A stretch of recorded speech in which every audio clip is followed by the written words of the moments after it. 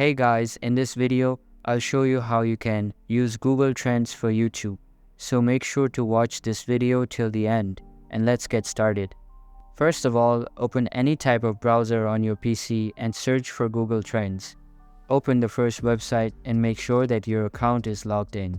After logging in, you will be redirected to the home page. Now click on the Trending Now tab at the top of the page. You can also change the location to anywhere you want.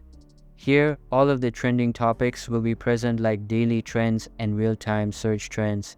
If you select any one of them, the graph will be present to help you out with its overall trend. Then click on the Explore tab at the top bar. Here, search for the keyword you would like to search for. Then apply filters according to countries, so I will just select United Kingdom.